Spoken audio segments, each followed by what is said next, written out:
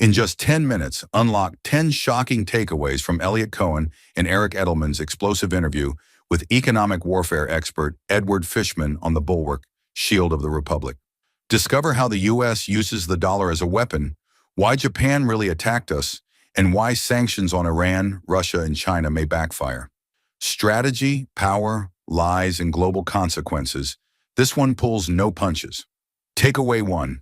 America's economic power is weaponized. The United States has developed an unmatched dominance in the global financial system by turning the dollar into a weapon of economic statecraft. The podcast discusses how this dominance grew, even as America's share of global GDP dropped from about 60% after World War II to just 25% in recent decades. This shift happened because of liberalization in the 1970s, the explosion of offshore dollar markets, and deals like the one where the U.S. promised Saudi Arabia military support in exchange for reinvesting oil revenue back into U.S. treasuries.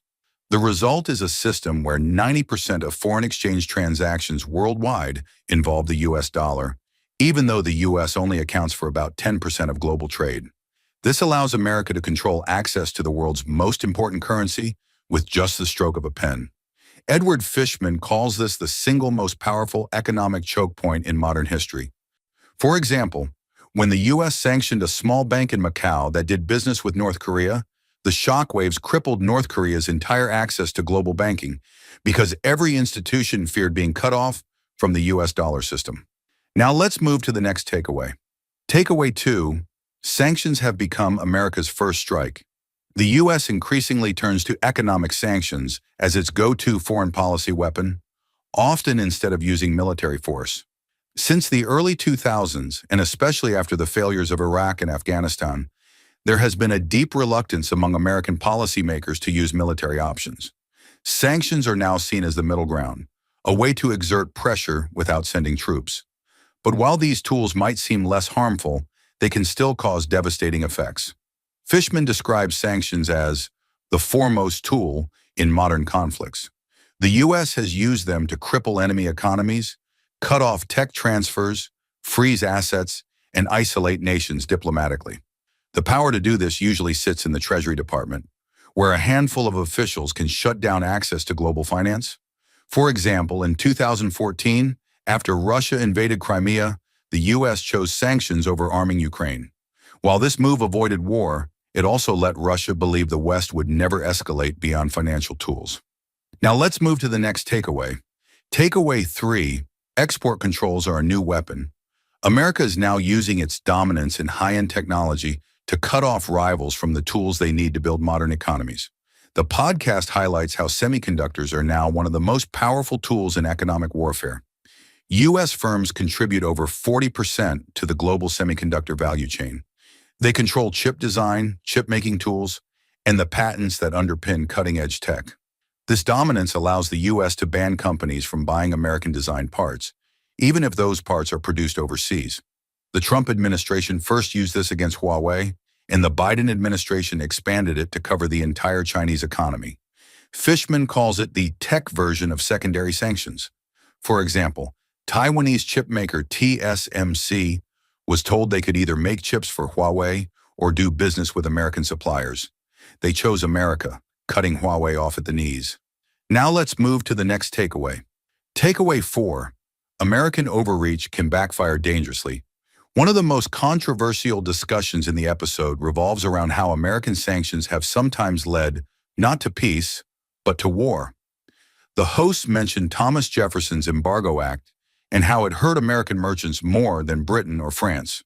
But more dangerously, they discuss how the U.S. oil embargo against Japan in 1941 arguably led to the Pearl Harbor attack. Cutting Japan off from oil forced them to consider military conquest in Southeast Asia.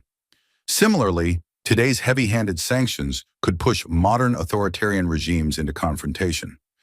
Edward Fishman warns that if we don't use economic warfare wisely, it's only a matter of time before it kind of bridges us into real shooting wars. For example, China is building parallel financial systems and alternative supply chains, precisely because they fear being targeted next. Now let's move to the next takeaway. Takeaway 5, deterrence through sanctions is often a myth. Sanctions rarely stop determined adversaries. The podcast looks at how sanctions were used before Russia's 2022 invasion of Ukraine with the hope of stopping it. They failed. Vladimir Putin was not deterred, and instead he launched a full-scale invasion. Similarly, North Korea's nuclear ambitions were not slowed by economic pressure, and Iran's regime remains committed to its goals despite years of sanctions. Eliot Cohen puts it bluntly when he says, "I just don't think tightening the economic thumbscrews is going to get the deal you want. Not on something of first-order importance and not with a hard authoritarian regime." For example, when the U.S. slapped banking restrictions on North Korea, they did suffer, but Kim Jong-un did not abandon his weapons program. He doubled down instead. We're halfway through the video. Thanks for sticking with us. If you're enjoying it, hit the thumbs up and share it in your WhatsApp groups. If you'd like to support us, please tap the thanks button below. It helps us keep making great content. Drop a comment and don't forget to hit subscribe for more. Now let's continue with the video. Takeaway 6. Sanctions can hit allies harder than enemies. A darker side of economic warfare is when the U.S. targets allies or neutral countries with the same aggressive tactics. Under Trump, tariffs and sanctions were used not just against adversaries like China or Iran, but against Canada, Mexico, and Europe. Allies were sanctioned for buying Iranian oil or for not complying with U.S. tech restrictions. This created a global backlash and made even friendly nations start questioning their dependence on the U.S. dollar system. Fishman says that every country, including places like Brazil and Vietnam, started asking how they could escape this American chokehold. For example, Europe tried to set up its own financial channel called INSTEX to trade with Iran and bypass the dollar entirely. It failed, but the very attempt signaled growing discomfort. Now let's move to the next takeaway. Takeaway 7. Authoritarian regimes adapt faster than expected. Despite initial pain, countries like Iran, Russia, and North Korea have learned to adapt to economic pressure. Fishman explains that sanctions cause immediate recessions, but over time, these regimes find new ways to survive. Russia, for example, faced a 10% economic contraction in 2014, but bounced back by shifting trade to Asia and investing in domestic production. Iran suffered a sharp drop in oil sales, yet found back channels through places like China. North Korea uses cybercrime and illicit smuggling to keep funds flowing. This makes long-term sanctions harder to sustain and less effective. For example, after the U.S. imposed maximum pressure on Iran in 2018, the Iranian economy took a hit, but within 2 years it had already started to recover, even before Biden took office. Now let's move to the next takeaway. Takeaway 8. Pressure without off-ramps leads nowhere. One major failure of U.S. sanctions policy, as discussed in the podcast, is the lack of an off-ramp for adversaries. If a country is punished with no clear path to redemption, then sanctions become tools of punishment, not diplomacy. This happened during the Trump administration's maximum pressure campaign on Iran. Even when public protests erupted in Iran, there was no deal on the table, no negotiation channel, and no visible reward for changing behavior.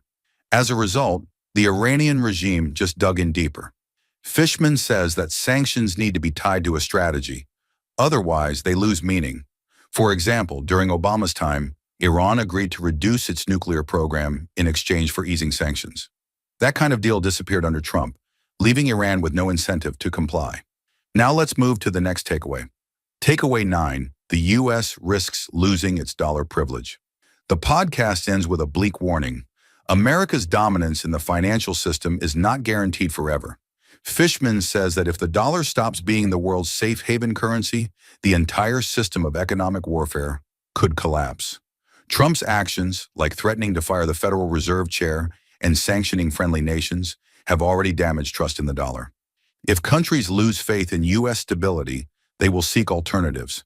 The euro, for example, has started gaining ground, and China is promoting its currency in regional trade. If the world no longer sees U.S. debt as safe, then America may be forced to raise taxes or cut spending. For example, if Japan or China stopped buying U.S. treasuries, the U.S. would lose one of its main ways to finance its government and foreign policy. Now let's move to the last takeaway. Takeaway 10. Chokepoints are reshaping global power. Edward Fishman's book, Chokepoints, is not just a policy analysis. It is a warning about how a few hidden levers in the global economy can shape world events. These choke points, whether the dollar, semiconductors, or critical minerals, give the U.S. tremendous power, but also create fragile dependencies. Fishman argues that unless these tools are used with precision and restraint, they will provoke retaliation and possibly even war. He shares how just a few technocrats in the Treasury Department can shut down entire industries abroad, often without debate. For example, when Chinese telecom giant ZTE was sanctioned, it nearly went bankrupt overnight, showing how one move in Washington can trigger global chaos. Thank you for watching. If you'd like to support this channel, hit the thanks button below. It really helps us keep going. If you enjoyed this summary, please leave a like and share it in your WhatsApp groups.